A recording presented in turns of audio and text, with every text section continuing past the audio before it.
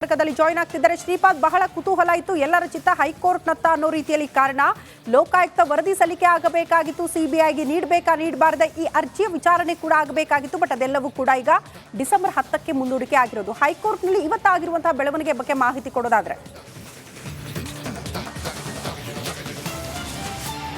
S ಶ್ರುತಿ, ಈಗಾಗಲೇ ನಾವು ಗಮನಿಸ್ತಾ ಇದ್ವಿ, ಮೂಡ ಹಗರಣದ ವಿಚಾರಕ್ಕೆ ಸಂಬಂಧಪಟ್ಟಂತೆ ಲೋಕಾಯುಕ್ತ ತನಿಖೆಯನ್ನ ಎದುರಿಸಿದ್ದಂತಹ ಮುಖ್ಯಮಂತ್ರಿಗಳು ಮುಂದೇನು ಅನ್ನುವಂತಹ ಒಂದು ಬಿಗ್ ಕ್ವಶನ್ ಕಾಡ್ತಾ ಇತ್ತು. ಈಗ ಸದ್ಯಕ್ಕೆ ಇದನ್ನ ಸಿಬಿಐಗೆ ವಹಿಸಬೇಕು ಅನ್ನುವಂಥದ್ದು ಸ್ನೇಹಮಯಿ ಕೃಷ್ಣ ಅವರು, ಅದಕ್ಕಾಗಿ ಅವರು ಆ ಒಂದು ಅರ್ಜಿಯನ್ನು ಕೂಡ ಸಲ್ಲಿಸಿದ್ರು. ಮುಖ್ಯವಾಗಿ ಅವರ ಕಾರಣವನ್ನ ಉಲ್ಲೇಖ ಮಾಡಿದ್ರು. ಮುಖ್ಯಮಂತ್ರಿಗಳ ಅಧೀನದಲ್ಲಿ ಇರುವಂತಹ ತನಿಖಾ ಸಂಸ್ಥೆ ಈ ಲೋಕಾಯುಕ್ತ ಸಂಸ್ಥೆ. ಈ ಲೋಕಾಯುಕ್ತ ಸಂಸ್ಥೆಯಿಂದ ನಾವು ಯಾವ ರೀತಿಯ ತನಿಖೆಯನ್ನು ನಿರೀಕ್ಷೆ ಮಾಡಬಹುದು, ಹೀಗಾಗಿ ಇದು ಸಿಬಿಐಗೆ ವಹಿಸಬೇಕು, ಸಿಬಿಐಯಿಂದ ತನಿಖೆ ಆಗಬೇಕು ಅನ್ನುವಂಥದ್ದು ಅವರ ಪ್ರಬಲ ವಾದ ಆಗಿತ್ತು. ಇದೇ ವಿಚಾರಕ್ಕೆ ಸಂಬಂಧಪಟ್ಟಂಗೆ ವಿಭಾಗೀಯ ಪೀಠದಲ್ಲಿ ದೇವರಾಜ್ ಅವರು ಕೂಡ ಅರ್ಜಿಯನ್ನು ಸಲ್ಲಿಸಿದ್ದಾರೆ. ಆ ಅರ್ಜಿಯ ವಿಚಾರಣೆ ಡಿಸೆಂಬರ್ 5ಕ್ಕೆ ಬರ್ತಾ ಇದೆ. ಸೊ ದೇವರಾಜು ಪರ ವಕೀಲರು ಇಲ್ಲಿ ಪ್ರಸ್ತಾಪ ಮಾಡಿದಂಥ ವಿಚಾರ ಏನಂತಂದ್ರೆ, ವಿಭಾಗೀಯ ಪೀಠದಲ್ಲಿ 5ನೇ ತಾರೀಕು ಇದರ ವಿಚಾರಣೆ ಬರ್ತಾ ಇರೋದ್ರಿಂದ ಸದ್ಯಕ್ಕೆ ಸಿಬಿಐಗೆ ವಹಿಸಬೇಕು ಅನ್ನುವಂಥ ಈ ಅರ್ಜಿ ವಿಚಾರಣೆ ಏನಿದೆ ಇದನ್ನ ತಗೋಬಾರ್ದು, 5ನೇ ತಾರೀಕು ಅಲ್ಲಿ ವಿಚಾರಣೆಗೆ ಬಂದ ನಂತರ ಇದನ್ನ ತಗೊಳ್ಳಿ ಮಹಾಸ್ವಾಮಿ ಅಂತ ಹೇಳಿ ಮನವಿಯನ್ನ ಮಾಡಿಕೊಂಡಾಗ ಅಂತಿಮವಾಗಿ ಡಿಸೆಂಬರ್ 10ಕ್ಕೆ ವಿಚಾರಣೆಯನ್ನ ಮುಂದೂಡಲಾಗಿದೆ.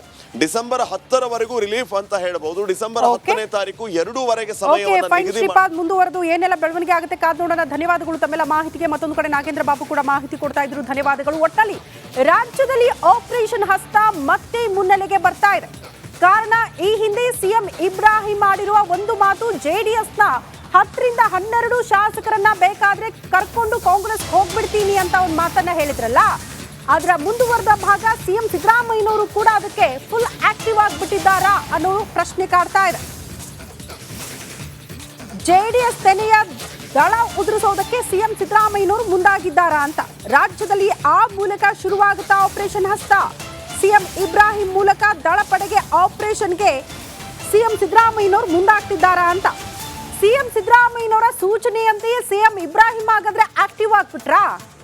ಸಿಎಂ ಸೂಚನೆಯ ಮೇರೆಗೆ 10ರಿಂದ 12 ಶಾಸಕರನ್ನ ಕರ್ಕೊಂಡು ಬರ್ತೀನಿ ಅಂತ ಸಿಎಂ ಇಬ್ರಾಹಿಂ ಅವರು ಹೇಳಿಕೆ ಕೊಟ್ಬಿಟ್ರಾ? ಗೊತ್ತಿಲ್ಲ. ಅಂಥದ್ದೊಂದು ಬೆಳವಣಿಗೆಗೆ ಕಾಂಗ್ರೆಸ್ ಪಾಳೆಯ ಸಾಕ್ಷಿಯಾದಂಗೆ ಕಾಣಿಸ್ತಾ ಇದೆ. ಯಾಕಂದ್ರೆ ನಿನ್ನೆ ಜಿಟಿ ದೇವೇಗೌಡರನ್ನ ಭೇಟಿಯಾಗಿದ್ರು ಸಿಎಂ ಇಬ್ರಾಹಿಂ. ಜಿಟಿ ದೇವೇಗೌಡರ ಹುಟ್ಟು ಹಬ್ಬದ ಪ್ರಯುಕ್ತ ಅವರ ಭೇಟಿ ಆಯಿತು. ಹೂವಿನ ಹಾರ ಹಾಕಿದ್ರು, ಶಾಲ್ ಹಾಕಿದ್ರು. ಬಟ್ ಹುಟ್ಟು ಹಬ್ಬ ಬರೀ ನೆಪವಾಗಿತ್ತು, ಬದಲಾಗಿ ಅಲ್ಲಿ ರಾಜಕೀಯ ಬೆಳವಣಿಗೆಗಳಿಗೆ ಸಾಕ್ಷಿಯಾಗಿತ್ತು ಆ ಭೇಟಿ ಅನ್ನುವಂತಹ ವಿಚಾರ ತೀವ್ರ ಚರ್ಚೆಗೆ ಗ್ರಾಸವಾಗಿದೆ. ಒಂದ್ ಕಡೆ ಸಿಎಂ ಸಿದ್ದರಾಮಯ್ಯನವರು ಕೂಡ ಫೋನ್ ಕಾಲ್ ಮಾಡಿದ್ದಾರೆ ಜಿಟಿ ದೇವೇಗೌಡರಿಗೆ. ಫೋನ್ ಕಾಲ್ ಅಲ್ಲಿ ಹಾಗಾದ್ರೆ ಏನ್ ಮಾತಾಡಿದ್ರು, ಈ ಸಮಯಕ್ಕೆ ಕಾಲ್ ಮಾಡಿದ್ ಯಾಕೆ, ಇದೆಲ್ಲವೂ ಕೂಡ ತೀವ್ರ ಕುತೂಹಲಕ್ಕೆ ಸಾಕ್ಷಿ ಆಗ್ತಾ ಇದೆ. ಒಟ್ನಲ್ಲಿ ರಾಜ್ಯದಲ್ಲಿ ಜೆಡಿಎಸ್ನ ಹಲವು ಶಾಸಕರನ್ನ ಕರ್ಕೊಂಡು ಹೋಗೋದಕ್ಕೆ ಸಿಎಂ ಇಬ್ರಾಹಿಂ ಅವ್ರಿಗೆ ಸಿಎಂ ಸಿದ್ದರಾಮಯ್ಯನವರೇ ಟಾಸ್ಕ್ ಕೊಟ್ಬಿಟ್ಟಿದ್ದಾರಾ ಅನ್ನೋದು ಪ್ರಶ್ನೆ. ಮೇಲ್ನೋಟಕ್ಕೆ ಕಾಂಗ್ರೆಸ್ ನಾಯಕರು ಈ ಗೃಹ ಸಚಿವರಾದಿಯಾಗಿ ಬೇರೆ ಬೇರೆ ಸಚಿವರು ಹೇಳೋ ಪ್ರಕಾರ ನಮಗೇನು ಆಪರೇಷನ್ ಹಸ್ತದ ಅವಶ್ಯಕತೆ ಇಲ್ಲ, ನಮ್ಮ ಹತ್ರ ಬೇಜಾನ್ ಸಂಖ್ಯೆ ಇದೆ, 136ಕ್ಕೂ ಹೆಚ್ಚು ಜನ ಶಾಸಕರು ನಮ್ಮವರು ಇದ್ದಾರೆ, ನಮಗೆ ಯಾಕೆ ಅವಶ್ಯಕತೆ ಇದೆ ಅಂತ ಹೇಳಿದ್ರು ಕೂಡ ಇಲ್ಲಿ ಬೇರೆ ರೀತಿಯ ಉದ್ದೇಶ ಇದ್ದಂಗೆ ಕಾಣಿಸ್ತಾ ಇದೆ.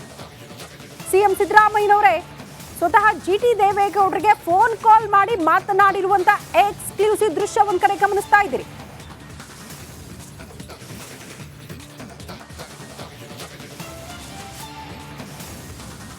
ಈ ಬಗ್ಗೆ ಮತ್ತಷ್ಟು ಡೀಟೇಲ್ಸ್ ಅನ್ನ ಕೊಡ್ತಾ ಹೋಗ್ತಾರೆ ನಮ್ಮ ಪ್ರತಿನಿಧಿ ವಿನೋದ್. ನೇರ ಸಂಪರ್ಕದಲ್ಲಿ ಜಾಯಿನ್ ಆಗ್ತಿದ್ದಾರೆ. ವಿನೋದ್, ರಾಜ್ಯ ರಾಜಕೀಯದಲ್ಲಿ ಸಾಕಷ್ಟು ಬೆಳವಣಿಗೆಗಳು, ಅದರಲ್ಲೂ ಕಾಂಗ್ರೆಸ್ ಪಾಳ್ಯದಲ್ಲಿ ಸಾಕಷ್ಟು ಬೆಳವಣಿಗೆ ಆದಂಗೆ ಕಾಣಿಸ್ತಾ ಇದೆ. ಬರೀ ಸಿಎಂ ಇಬ್ರಾಹಿಂ ಅವರ ಹೇಳಿಕೆಯಲ್ಲ, ಜೆಡಿಎಸ್ ಶಾಸಕರು ಕರ್ಕೊಂಡು ಬರ್ತೀನಿ ಅನ್ನೋದು, ಅಲ್ಲಿ ಸಿಎಂ ಅವರ ಸೂಚನೆ ಇದೆಯಾ ಅನ್ನುವಂಥ ಅನುಮಾನ ದಟ್ಟವಾಗ್ತಾ ಇದೆ. ಜಿಟಿ ದೇವೇಗೌಡರಿಗೆ ಕರೆ ಮಾಡಿದ್ದಾರೆ, ಮಾತಾಡಿದ್ದಾರೆ. ಏನ್ ಬೆಳವಣಿಗೆ ನಿರೀಕ್ಷೆ ಮಾಡಬಹುದು?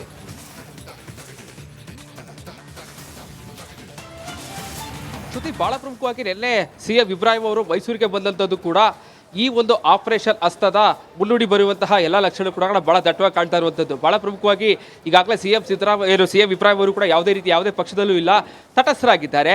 ಆದರೆ ಸಿಎಂ ಅವರ ಸೂಚನೆ ಮೇರೆಗೆ ನಿನ್ನೆ ಅವರು ಹುಟ್ಟುಹಬ್ಬಕ್ಕೆ ಜಿಟಿ ದೇವೇಗೌಡರಿಗೆ ವಿಶ್ ಮಾಡುವ ನೆಪದಲ್ಲಿ ಅವರ ಮನೆಗೆ ಬಂದಿದ್ದರು. ಸುಮಾರು 1 ಗಂಟೆಗೂ ಹೆಚ್ಚು ಕಾಲ ಅವರ ಜೊತೆಯಲ್ಲೇ ಕುಳಿತು ಊಟವನ್ನು ಮಾಡುವ ಮೂಲಕವಾಗಿ, ಜೊತೆಗೆ ಸಿಎಂ ಇಬ್ರಾಹಿಂ ಅವರು ಬಂದ ಸಂದರ್ಭದಲ್ಲಿಯೇ GT ದೇವೇಗೌಡರಿಗೆ CM ಸಿದ್ದರಾಮಯ್ಯ ಅವರು ಕಾಲ್ ಮಾಡಿರುವಂಥದ್ದು ಕೂಡ ಬಹಳ ವಿಶೇಷ ಅನ್ನಿಸ್ತಾ ಇದೆ. ಯಾಕಂತಂದ್ರೆ ನೆನ್ನೆ ಅವರ ಹುಟ್ಟುಹಬ್ಬಕ್ಕೆ ವಿಶ್ ಮಾಡೋದಕ್ಕೆ ಕಾಲ್ ಮಾಡಿದ್ರು ಅನ್ಸಿದ್ರು ಕೂಡ ಇಬ್ರಾಹಿಂ ಬಂದ ಸಂದರ್ಭದಲ್ಲಿ ಈಗಾಗಲೇ ನಮಗೆ ಬರ್ತಾ ಇರುವಂತಹ ಮಾಹಿತಿಗಳ ಪ್ರಕಾರವಾಗಿ ಬೆಳಿಗ್ಗೆಯೇ CM ಸಿದ್ದರಾಮಯ್ಯ ಅವರು ಫೋನ್ ಮೂಲಕವಾಗಿ ಅವರಿಗೆ ವಿಷಯ ಮಾಡಿದ್ರು. ಯಾವಾಗ ಇಬ್ರಾಹಿಂ ಅವರು ಕೂಡ ಮಧ್ಯಾಹ್ನದ ನಂತರದಲ್ಲಿ ಅವರ ಮನೆಗೆ ಭೇಟಿ ಕೊಡ್ತಾರೆ, ಆ ಸಂದರ್ಭದಲ್ಲೂ ಕೂಡ ಮತ್ತೊಮ್ಮೆ ಸಿದ್ದರಾಮಯ್ಯ ಅವರು ಕರೆಯನ್ನ ಮಾಡ್ತಾರೆ GT ದೇವೇಗೌಡರಿಗೆ.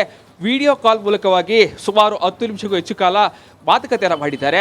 ಬಹಳ ಪ್ರಮುಖವಾಗಿ ಈಗಾಗಲೇ JDS ಪಕ್ಷದಲ್ಲಿ ಸಾಕಷ್ಟು ಅಸಮಾಧಾನಿತ ಶಾಸಕರಿದ್ದಾರೆ. ಈಗಾಗಲೇ ಕುಮಾರಸ್ವಾಮಿ ವಿರುದ್ಧ ಒಂದಷ್ಟು ಜನ ಶಾಸಕರು ಇರುವಂತಹ ಕಾರಣಕ್ಕಾಗಿ ಅವರೆಲ್ಲರನ್ನು ಕೂಡ ಒಗ್ಗೂಡಿಸುವಂತಹ ಒಂದು ಟಾಸ್ಕ್ ಅಲ್ಲಿ ಈಗಾಗಲೇ ಇಬ್ರಾಹಿಂ ಅವರಿಗೆ ಕೊಟ್ಟಿದ್ದಾರೆ. ಇದರ ನೇತೃತ್ವವನ್ನು GT ದೇವೇಗೌಡರು ಕೂಡ ವಹಿಸ್ಕೋಬೇಕು. GT ದೇವೇಗೌಡರು ಒಂದು ವೇಳೆ ಒಂದು ಕಾಲದ ಆಚೆ ಹಾಕಿದ್ದಾಗಿದ್ದಲ್ಲಿ ಅವರ ಜೊತೆ 12ರಿಂದ 13 ಶಾಸಕರು ಬರುವಂತಹ ಸಾಧ್ಯತೆ ಇದೆ. 13 ಜನ ಶಾಸಕರು ಒಂದು ವೇಳೆ ಪಾರ್ಟಿ ಬಿಟ್ಟು ಬಂದ ಸಂದರ್ಭದಲ್ಲಿ ಯಾವುದೇ ರೀತಿಯಾದಂತಹ ಚುನಾವಣೆ ಇರೋದಿಲ್ಲ. ಸೊ ಹೀಗಾಗಿ ಈ ರೀತಿಯಾದಂತಹ ಗೇಮ್ ಪ್ಲಾನ್ಗಳನ್ನು ಈಗಾಗಲೇ ಸಿದ್ದರಾಮಯ್ಯವರು ಮಾಡ್ತಾ ಇದ್ದಾರೆ. ಸೊ ಈ ಚನ್ನಪಟ್ಟಣ ಸೋಲಿನ ನಂತರದಲ್ಲಿ JDS ಪಕ್ಷದಲ್ಲಿ ಸಾಕಷ್ಟು ಬದಲಾವಣೆಗಳಾಗ್ತಾ ಇದೆ. GT ದೇವೇಗೌಡರು ತಗೊಳ್ತಾ ಇರುವಂತಹ ಸ್ಟೆಪ್ಸ್ ಏನಿದೆ, ಈ ಒಂದು ಸ್ಟೆಪ್ಸ್ ನಿಜಕ್ಕೂ ಕೂಡ ರಾಜ್ಯ ರಾಜಕಾರಣದಲ್ಲಿ ಸಾಕಷ್ಟು ಕುತೂಹಲ ಮೂಡಿಸ್ತಾ ಇದೆ. ಮುಂದಿನ ದಿನಗಳಲ್ಲಿ ರಾಜ್ಯ ರಾಜಕಾರಣದಲ್ಲಿ ಧನ್ಯವಾದಗಳು ತಮ್ಮೆಲ್ಲ ಮಾಹಿತಿಗೆ. ಕಾದ್ ನೋಡೋಣ ಕಾಂಗ್ರೆಸ್ ಪಾಳ್ಯದಲ್ಲಿ ಏನೆಲ್ಲ ಬೆಳವಣಿಗೆಗಳಾಗುತ್ತೆ ಅಂತ. ಮತ್ತೊಂದು ಸುದ್ದಿ, ದರ್ಶನ್ ಅವರ ವಿಚಾರಕ್ಕೆ ಸಂಬಂಧಪಟ್ಟಂತೆ ನಿಮ್ಗೆಲ್ಲ ಗೊತ್ತು, ಆರೋಗ್ಯದ ನೆಪ ಹೇಳ್ಕೊಂಡು ಮಧ್ಯಂತರ ಬೇಲ್ ಮೇಲೆ ಆಚೆ ಇದ್ದಾರೆ. 1 ತಿಂಗಳು ಕಳೆದ್ರೂ ಕೂಡ ಇನ್ನೂ ತನಕ ಆಪರೇಷನ್ ಮಾಡಿಸ್ಕೊಂಡಿಲ್ಲ ದರ್ಶನ್. ಯಾಕೆ ಅನ್ನುವಂತಹ ಪ್ರಶ್ನೆ, ಅವರು ಆರೋಗ್ಯದ ಬಗ್ಗೆ ಕೊಟ್ಟಿರುವಂತಹ ರಿಪೋರ್ಟ್ ಬಗ್ಗೆನೇ ಸಾಕಷ್ಟು ಅನುಮಾನಗಳು ಹುಟ್ಕೊಳ್ಳೋದಕ್ಕೆ ಕಾರಣ ಆಗಿದೆ. ಯಾಕೆ ಅನ್ನೋದ್ರ ಬಗ್ಗೆ ಒಂದು ರಿಪೋರ್ಟ್ ನಿಮ್ಮ ಮುಂದೆ.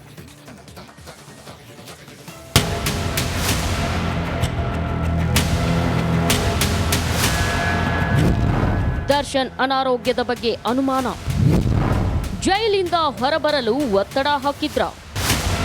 ರೇಣುಕಾಸ್ವಾಮಿ ಕೊಲೆ ಕೇಸ್ ಸಂಬಂಧ ಪರಪ್ಪನ ಅಗ್ರಹಾರ ಸೇರಿ ಬಳಿಕ ಅಲ್ಲಿಂದ ಬಳ್ಳಾರಿ ಜೈಲಿಗೆ ಶಿಫ್ಟ್ ಆದ ದರ್ಶನ್ಗೆ ಸಾಕಾಗಿ ಹೋಗಿತ್ತು. ಕಂಬಿ ಹಿಂದಿನ ವಾಸಕ್ಕೆ ಬೇಸತ್ತಿದ್ದ ಆರೋಪಿಗೆ ಬೆನ್ನು ನೋವು ಕಾಣಿಸಿಕೊಂಡಿದೆ. ಹೀಗಾಗಿ ಅನಾರೋಗ್ಯದ ನೆಪವೊಡ್ಡಿ ಮಧ್ಯಂತರ ಬೇಲ್ ಪಡೆದಿರೋ ದರ್ಶನ್ BGS ಆಸ್ಪತ್ರೆಯಲ್ಲಿ ಚಿಕಿತ್ಸೆ ಪಡೆಯುತ್ತಿದ್ದಾನೆ. ಆದ್ರೆ ಆಪರೇಷನ್ಗೆ ಒಲ್ಲೆ ಎನ್ನುತ್ತಿರೋ ದರ್ಶನ್ ಆರೋಗ್ಯದ ಮೇಲೆ ಅನುಮಾನ ವ್ಯಕ್ತವಾಗಿದೆ. ದರ್ಶನ್ಗೆ ಆಪರೇಷನ್ ಅವಶ್ಯಕತೆ ಇಲ್ಲ ಅಂತ ಗೃಹ ಸಚಿವರು ಹೇಳಿದ ಬೆನ್ನಲ್ಲೇ ಅನುಮಾನ ವ್ಯಕ್ತವಾಗಿದೆ. ದರ್ಶನ್ ಜೈಲಿನಿಂದ ಬೆಂಗಳೂರಿಗೆ ಬರಲು ವೈದ್ಯರ ಮೇಲೆ ಒತ್ತಡ ಹಾಕೋ ತಂತ್ರ ಅನುಸರಿಸಿದ್ರ?